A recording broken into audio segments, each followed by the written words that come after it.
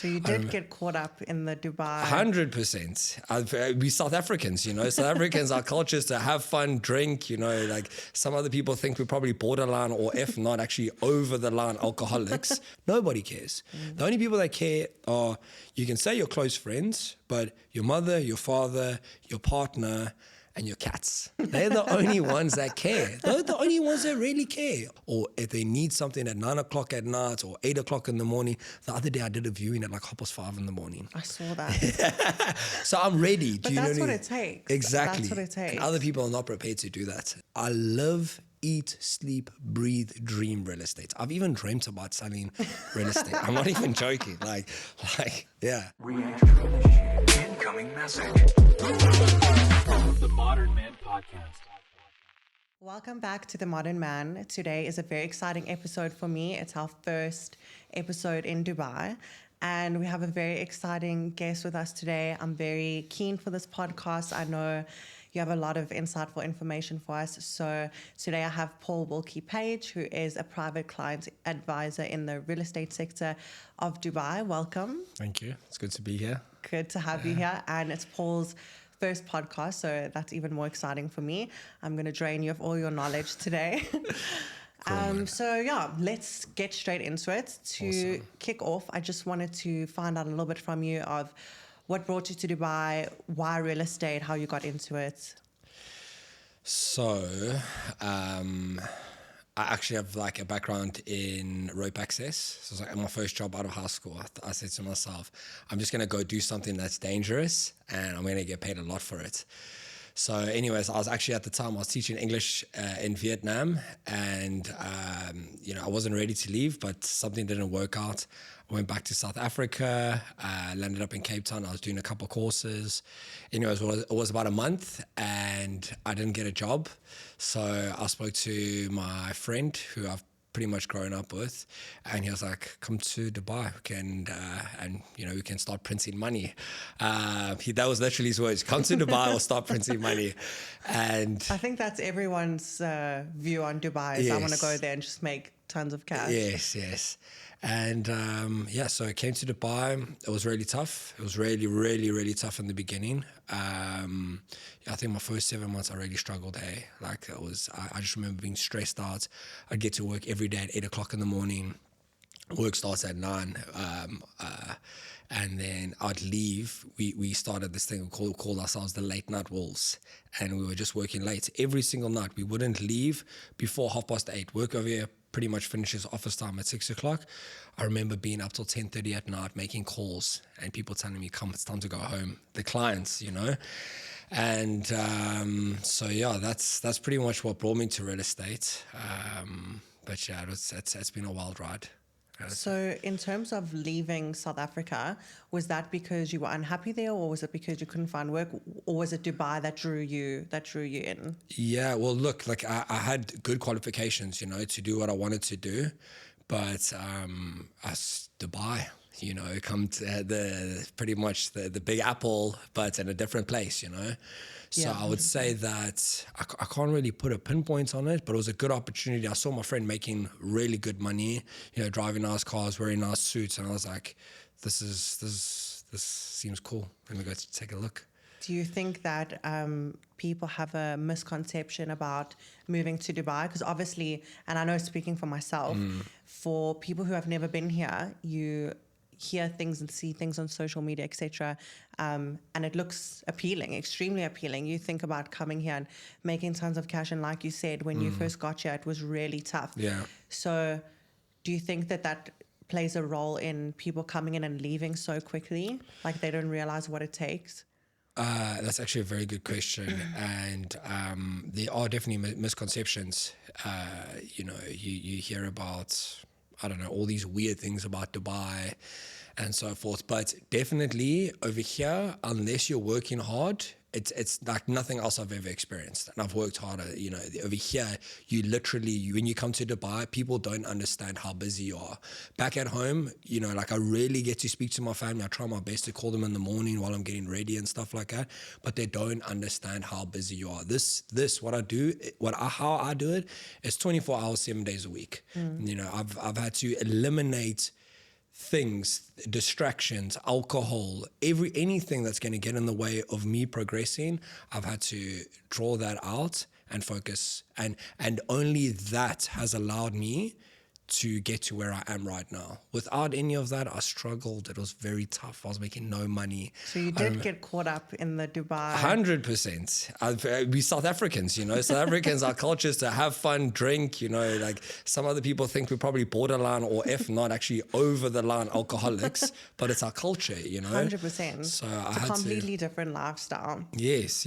So you can come here to Dubai, you can get caught up in all that, the glitz and the glam and you can lose focus very quickly, and unfortunately you can land up in the trap. Or you come here, you put your head down and you work, and you can literally change your life. Yeah, 100%. I definitely think there's two paths to take here. Yes. I think I can relate. Like my first maybe month here, I definitely got excited, and the glitz and glam and the partying, everything was fun. And then I actually realized how competitive it is here.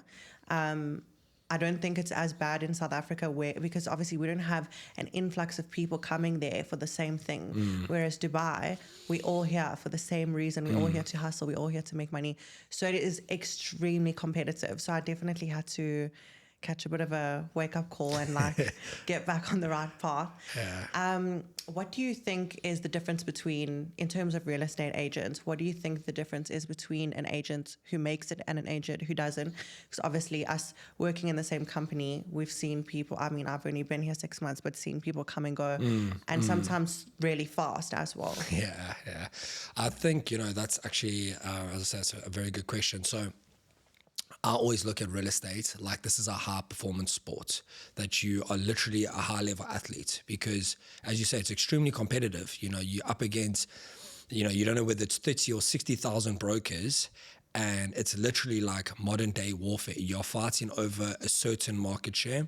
So for me, I look at my diet. What am I eating? If I'm obviously eating crap, I'm not going to feel great throughout the day. So my diet is extremely important. I manage my sleep. If I'm getting, I get nothing less than 6 hours. 6 hours for me is terrible. So I'm getting 8 to 7 hours of sleep every night. No alcohol for me.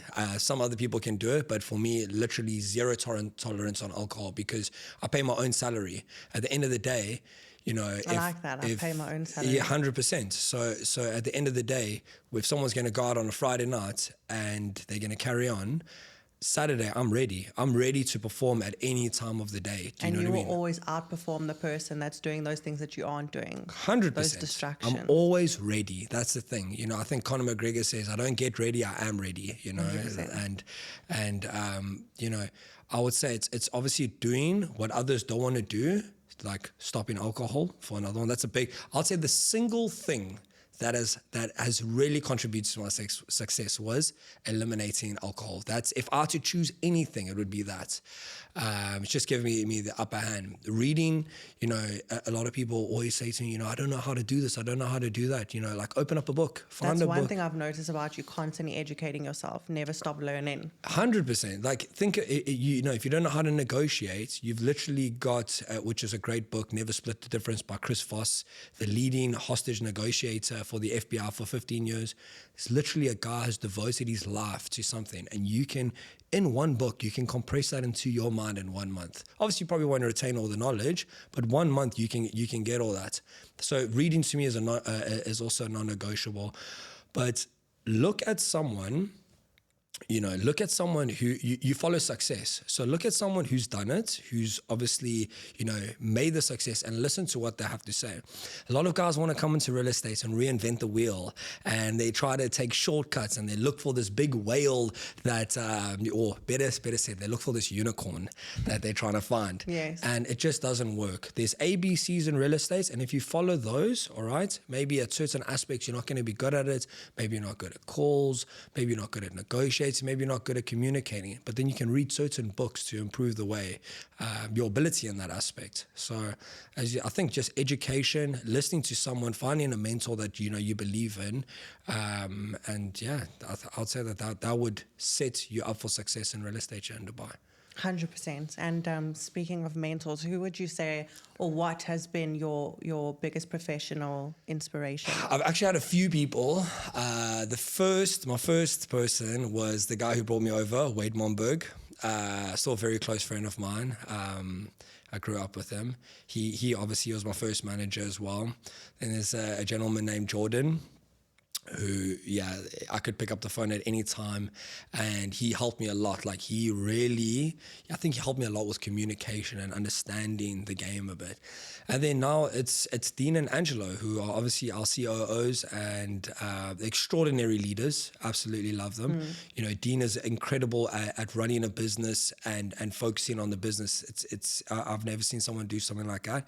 And Angelo, obviously an incredible real estate agent. So I'm very grateful to have these kind of people in my life. If I didn't, you know, one thing that I realized also the other day is when you become a successful agent, you kind of become a bit egotistical, and you can kind of get pulled in, you know, but you actually, when you realize that it's the people that are around you that have helped you, they've pulled you up.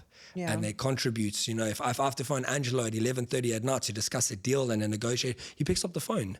You know, I think probably I'd say 50% of the deals that I did this year wouldn't have been done if it wasn't for him. So, and it's funny you say that, because he's constantly punting. Like, as an agent, your phone is on 24/7. Yes. And always answer the phone. Yes. So I'm very grateful for that. I'm very grateful for the people that I have in my life. And just, they've been amazing. They've really been amazing. What was your biggest failure so far? What do you think your biggest failure was so far, and how did that impact your growth, contribute to your success? The first thing comes as alcohol. So I used to drink quite a lot. I just like having a good time. Do you know what I mean? Like, I don't get aggressive, none of that. I just like having a good time. But the problem is I don't know when to stop. So as soon as I eliminated that, you know, I didn't have these slow Mondays and Tuesdays, you know what I mean? Like, you come and you're hungover from the weekend, and then you only kind of come right Wednesday, Thursday. And for someone who gets paid according to your performance, it's not like an hourly paid job. So as soon as I eliminated that, it doesn't matter what, at any time, if someone needs to view, or if they need something at 9 o'clock at night or 8 o'clock in the morning. The other day I did a viewing at like 5:30 in the morning. I saw that. So I'm ready. But that's what it takes. Exactly. That's what it takes. And other people are not prepared to do that. Yeah. So alcohol, removing that from my life, that was the best thing. And I literally, every weekend, I thank myself for it. You know, I wake up, I feel fresh, I go for my run. You know, I've started to, we've got this menathon, which only men are allowed, but it's a group of guys that are successful. Menathon. Yeah, it's cool. It's really cool. It's a group of guys that are pretty much successful, who want to be successful, that are like-minded. And, you know, alcohol and partying aren't the priority. It's like, you know, serving your family and doing what you can to obviously better yourself. So that you can provide your market more value, so the market can reward you, so that you can serve those that are closest to you. And that's the thing about success. Like, you were talking about this the other day. You're a product of your environment. So, like you say, removing things like alcohol, removing yourself completely from an environment that there's a chance you're going to feel tempted to do something. Completely removing yourself, you're enabling yourself a better life. You're enabling yourself performing better. Everything will be better as long as you remove yourself from that situation. But trying to resist those things, like I've noticed personally, I'm not good at resisting. If I say no and I completely remove myself, then I'm stronger in my stand. But if I'm in an environment where there's alcohol, or where people are doing things that I consider fun, I find it harder to say no once I'm there. That's why also I respect you a lot for just not putting yourself in those situations. You know, you've got your life at home and you've got work, and that's what you're focused on. But I think that coming to Dubai, for anyone, no matter what country you're from, it's very hard to not put yourself in those environments, because there's so much to see, there's so much to do here. Yeah. So it's not easy to just say no to that, and not see all those things, not go out, not drink. But unfortunately, our years now, not speaking for you, but in our 20s, in our 20s and 30s, like this is the most important time to build the foundation, because once you hit 35, 36, 37, heading towards 40, like that's not a foundational phase. That's the phase of your life where you should be enjoying what you built. But people have this misconception, for me at least, this is what I think. People have this misconception that 20s and 30s is for living it up. But I think it's the other way around. I think that the foundation phase has to be built in order for you to live and enjoy it. Otherwise, you're enjoying and living it up for this period of your life. And then when you get to that period later on in your 40s, then you're stressing about your family and how to provide because all you've done is survive. I think it all boils down to values. So I you know, pretty much my 20s as well, like I went balls to the wall. But like if I look back at it now, if I started doing what I was doing now, you know, we actually said this, you know, off air. In 5 years, imagine where I'm going to be. So if I had started 5 years ago, I'd be where I want to be now. You know, I'm 31 now, 100%. And I'd be there. Do you know what I mean? So at the end of the day, I think it all boils down to just what do you expose yourself to, you know, and you can, the problem is also people think that they have time, but you don't. It always feels like that. You don't. If you think about it, like, and the 10x rule by Grant Cardone, he kind of breaks it down for you. If you got 20 million in the bank and then you start factoring inflation and this and that and this and that, you know, and every year that goes by, that money becomes less and less and less. And people all can say, yeah, but I'll invest it, I'll do this, I'll do that, I'll do that, whatever. But like literally 20 million it's not a lot of money. In South Africa, okay, $20 million is a lot of money. 20 million over here is nothing. Do you know what I mean? You're just a regular Joe here. So, you know, in South Africa, you think, oh, 20 million, oh my gosh, I'll buy this, I'll do that. It's not the same. It's a you're in a complete different environment over here opposed to there. But I completely agree with you. If you start working at an earlier stage, it's like, it's like, you know, no one ever regretted a gym session. No one's ever going to regret putting in the work and doing what's good for them at the end of the day. But I think it eventually gets to like you get to a point in your life where you're like, you know what, this isn't serving me. These people around me are not serving me. You know, they don't care if I lose my job or if I'm not there. Like no one cares. At the end of the day, no one cares. Nobody cares. The only people that care are, you can say your close friends, but your mother, your father, your partner, and your cats. They're the only ones that care. They're the only ones that really care, honestly. Nobody else cares about you. This is life is a one-player game. And that's just the way it is. That's the way it is. So if you're now going out and you're partying and you're doing all these things, you know, you're only affecting yourself negatively, because those conversations that take place, the time that takes place outside, you know, you never remember them, and they're honestly not valuable at all. If you can do yourself a favor, go out with people that are drinking and try to stay as long as you usually stay. But I promise you now, if you go out at 6 o'clock, you're going to want to leave by 9, 10 o'clock. You're not going to want to stay till 2, 3, 4 o'clock in the morning, you know? So you're kind of deluding yourself. It's an illusion. And like you say, by you removing yourself from that situation and not having that life, you are outperforming all the people. And I'm not just saying agents, I'm saying anyone in any career. You're outperforming all those people that did go out and did drink and did stay out late. Because at the end of the day, you wake up on Saturday morning, you've got the opportunity to go work and close a deal. And you're taking that opportunity from someone who's sleeping because they're hungover. I love it. I can't tell you how much I love that. That's what puts a big smile on my face. That's just the way it is. Yeah. It's the way it is. I love it. Selling on a property, I know there's 3 guys working on the property. I sell the property. That owner's going to tell those people, sorry, it's gone. Yeah, 100%. You know, I love it. I can't get enough of it. So we are now slowly but surely coming towards the end of the extremely hot months in Dubai. And Dubai's been quiet, very, very quiet, starting to fill up again.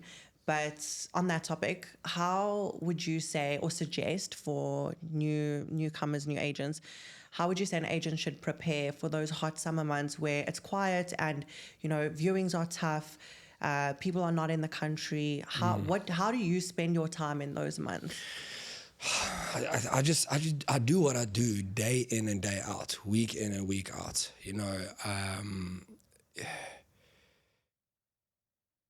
Even though that there's a lot of people leaving, there's also a lot of agents that are leaving as well. So they go on their holidays. So basically, I just make sure I'm giving it 110%, Do you see it as even more of an opportunity? You know what? I don't even, I ignore all the noise and negativity. I don't want to hear anything. I just want to know, okay, cool. Where are my listings ranked? Okay. Is it at 110%? Am I communicating with my sellers? I don't care about the negativity and all I care about is giving it my best and focusing. So even though I think these have been some of my best months, and all I did was the ABCs, and there's no reinvention or anything like that. It's, pitching up to your viewings on time, making sure that you've got everything, making sure that you are the expert, providing your clients with the service, putting, it's obviously about the money, but at the end of the day, it's about helping somebody. This person wants, if you ever tried renting or buying a property in Dubai and know what it's like, it's a nightmare. It's an absolute nightmare. So if you're able to, and I mean, they've even done adverts about it, how crazy it is. You hear these stories. So if you're able to just, help these people find their home. It might be their temporary home, it might be their dream home or whatever, but just make it a pleasant experience. That's an impact. You actually made this an enjoyable experience. People are spending, $1 million, $2, $3 million, and they want a service. So if you can provide that for them, you can't go wrong at the end of the day. Other day, it was last year, I bought a car. It was the most stressful experience of my life. I was like the conveyor, meaning I'm the person dealing with the bank, dealing with the car dealership. I shouldn't be worried about that. I should be doing my job, Yeah. But so I always looked at it that I use that as a reference. What kind of experience am I providing to these people? So if you get all those things just in check, don't worry about what season it is, whether it's season or not season. There's people that obviously need a place to stay. And if you can help them provide that, you provide value to the market, and the market, again, rewards you. 100%. So, yeah. And you spoke about obviously communicating with your clients, your landlords. What skills do you think that is necessary for a person to be a successful agent? You have to know how to negotiate, 100%. You have to know how to negotiate. Chris Voss, the book, Never Split the Difference. That's you got to understand psychology. So if you can understand how people are, that'll be a big plus. I think there's a book called The Laws of Human Nature by Robert Greene. I haven't finished it, but it's an incredible book. It even teaches you about yourself and so forth. So I'd say you have to be disciplined. I would say that. I think discipline for me is number one. Yeah, you have to. If you're not disciplined, geez, you got to do the things you don't want to do, like day in and day out. Mike Tyson, discipline is doing the things that you don't want to do, but in a way that you love them. So you have to be disciplined. Communication, discipline. It's not a characteristic, but you got to look the part. I put this in a post the other day. You got to pay your clients the respect of the fact that they're dealing with a professional. 100%. So it's these guys are spending. As a real estate agent, you actually don't realize this, but by the hour, you are getting paid a fortune. If you just think about it, sometimes you view with a guy for 20 minutes and they're paying you like 60,000 dirham, but because obviously... I've never thought about it like that. Exactly. That is so true. Think about it. So there's obviously a lot that goes on behind the scenes that sets that up. But for 20 minutes or sometimes an hour, even if you call it like 2-3 hours, you're going on 3 consecutive days for 3 viewings. Think about that kind of money divided over that time. It's a fortune, So you got to look the part. So yeah, communication, negotiating, psychology. I'd say that's what would you say? I think for me, discipline would be number one. And number two is how bad you want it. So what I've taken, obviously, we know each other quite well from work, but what I've taken from your story, and the viewers probably won't know as much as I do, but you came here and you stayed in a really rough place and went through a lot of shit before you got to where you are now. Crazy. And that came down to you wanting it that bad. Yeah. I think that when you're in that position, you will do anything to better yourself, to grow, to learn, to become 1% better every day, to get to where you are now. 100%. You've been here for all these years, and it's taken this amount of time for you to grow yourself consistently. You put in the work every day consistently to get to where you are now. So, yeah, you have to want it that badly. I think that, because I know, speaking from people that I know that have come here who have their parents helping them and paying their rent and like, don't worry, I got you till you're on your feet.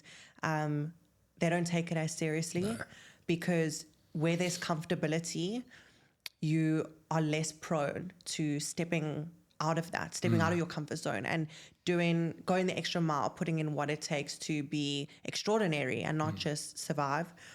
So I definitely think you have to go through some kind of rough patch and have an awakening to realize that there's people like you outworking everyone because you want it, you need it, and you're going to do anything to get there. 100%. I think that actually that is spot on. You have to be determined. From the time I wake up at 5 o'clock in the morning and I go to bed at 9. Tell me about your routine in the 5 day. o'clock, I promise you, I've sent checks out at 2 minutes past 5. That's how it is. From the moment I wake up to the moment before I go to sleep, I live, eat, sleep, breathe, dream real estate. I've even dreamt about selling real estate. I'm not even joking. Yeah. You have to be determined. From the time I wake up, 5 o'clock, I get ready. Obviously stay in an apartment, so I open up the balcony for my cats to go outside, get ready for gym, and then I go train. On a good day, I'll be out of there by 7. If it's like a bit pushing, probably like 7:30, I get out of the gym. Luckily, I stay in close proximity. I live a life, even though like I work very hard and everything. My life is very convenient in terms of where I stay, where I gym, and where I work. Everything is like within a 5-10 minute drive. So I get home, then I'll again, dieting. So I'll eat either a full bowl of yogurt with almonds, blueberries, bananas, sometimes shaved chocolate on that. Or I'll getting crazy, shaved chocolate. Yeah, I love it.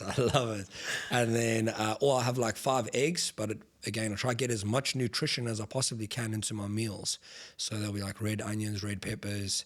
I'll just put some basil on that and then some eggs. I'm just trying to focus on getting nutrition into my body so I'm set I like that you brought that up, that contributes to your success, because I don't think people realize how important it is to nourish your body and your mind to allow you to perform. You must see my vitamin cabinet. I swear, like it's just like back to crazy, yeah.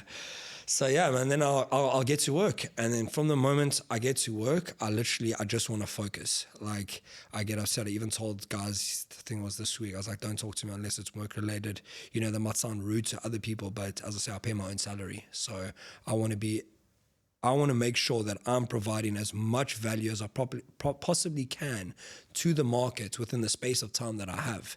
And then, by 6 o'clock, I start making my way home.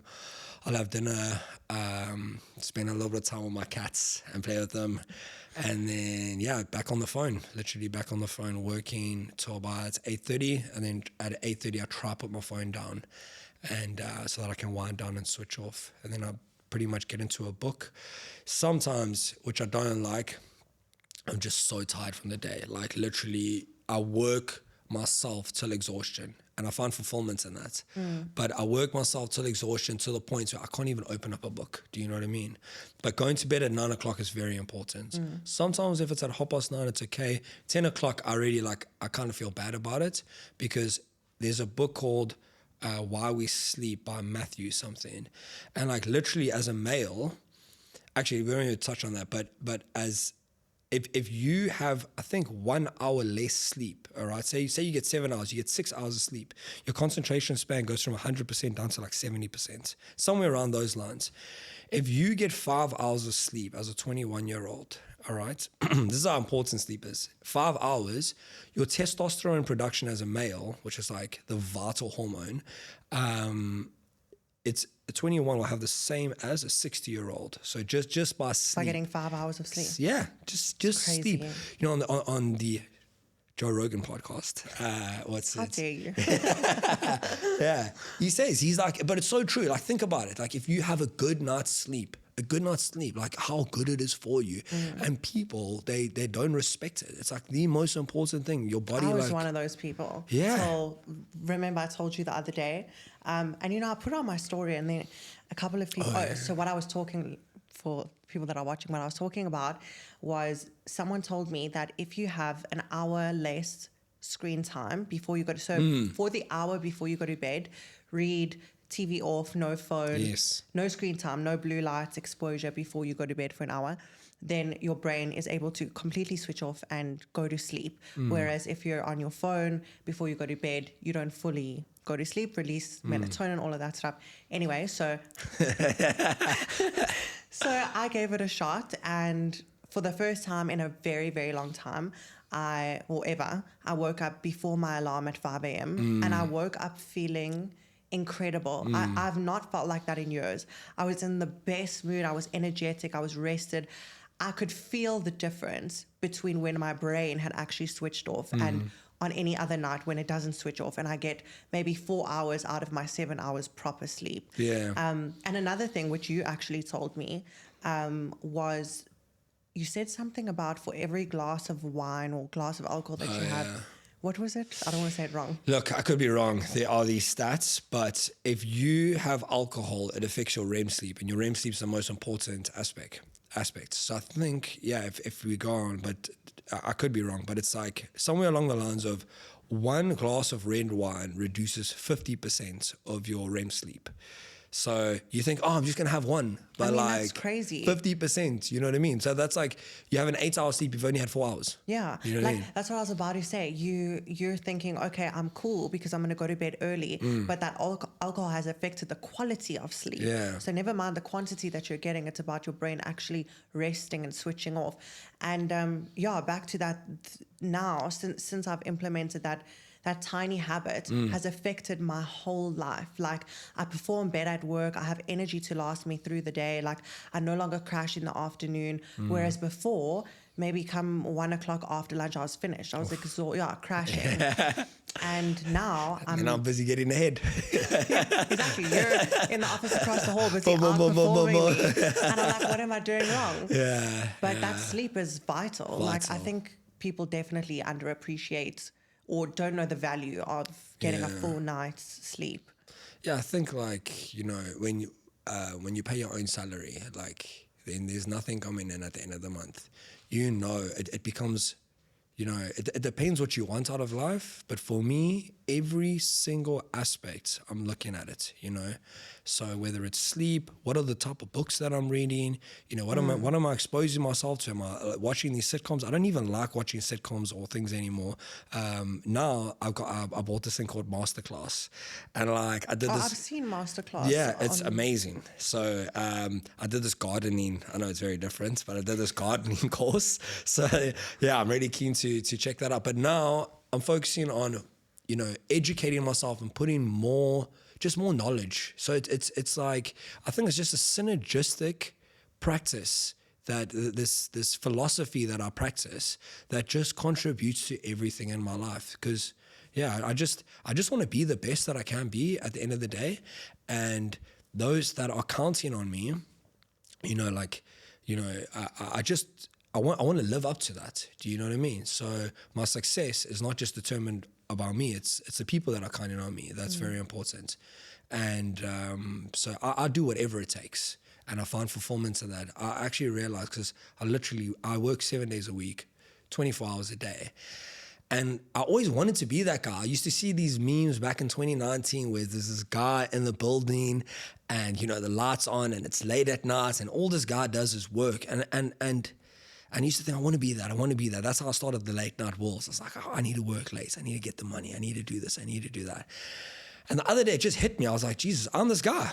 I am this guy. Like, all I do is work, you know, and I love it. I love what I do. I don't want to do anything else, you know, which I'm very grateful for. But the way I live my life is not the way someone else may want to live their life. It could be their hell, constantly working and this and that and so forth. So, I think I've just found what's important to me. I've found my purpose. My purpose is to serve those that are closest to me, and to be the best for my clients, that I can provide them a great service and provide them with the market knowledge if they need an investment or whatever they need. I want to be able to ensure that they are getting the best possible service that they can. And that's where I find fulfillment. The money, all that is a byproduct. Don't get me wrong, I love money, but to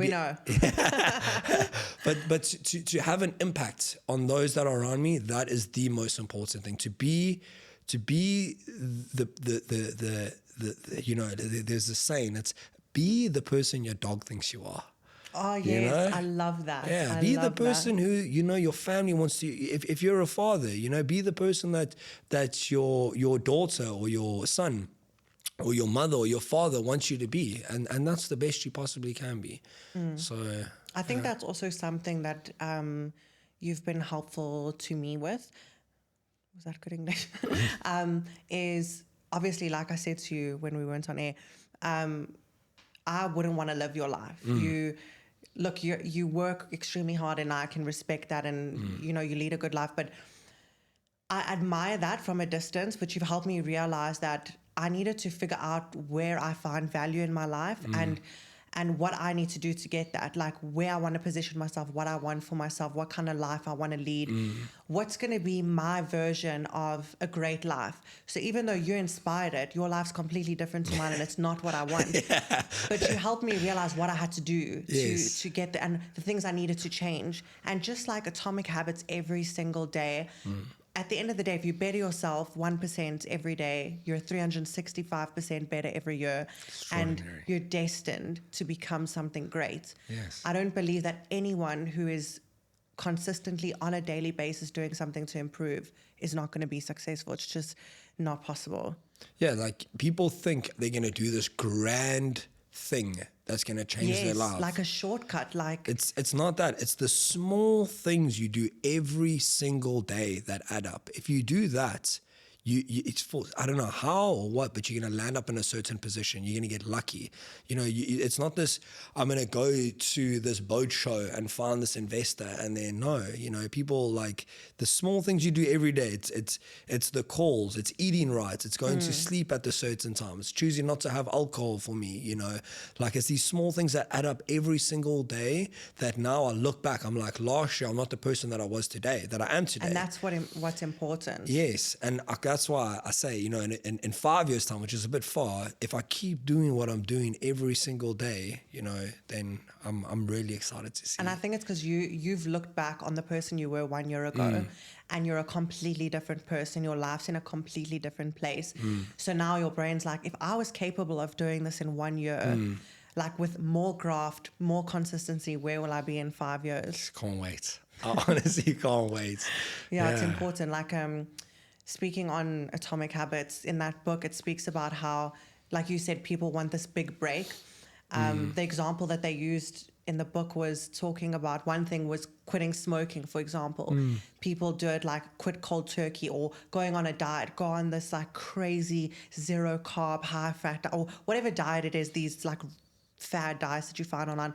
Instead of just making a 1% effort every single day, start by eliminating sugar, for example, or start by eliminating drinking fizzy drinks. Instead of doing those tiny little things and staying consistent in them, people do these radical things that just lead you straight back to the habit that you're trying to quit. Yeah. And I've also found that as a thing in real estate Dubai, like people come here and they want to sell like a 300 million dirham. They get promised the world by someone, and I'm they're only like, going to sell plots. I'm only doing 100 mil up. That's all. And you see me, you see money. Yeah, doesn't work. like turning down small opportunities, thinking that you're going to have some crazy big break. Obviously, that's, we can all only wish for something like that to happen, but at the end of the day, there's a huge difference between wishing for something and working towards something. Working towards something realistic and building at it and growing it every day. Yeah, it's as I say, like it's just doing, like you want to get there.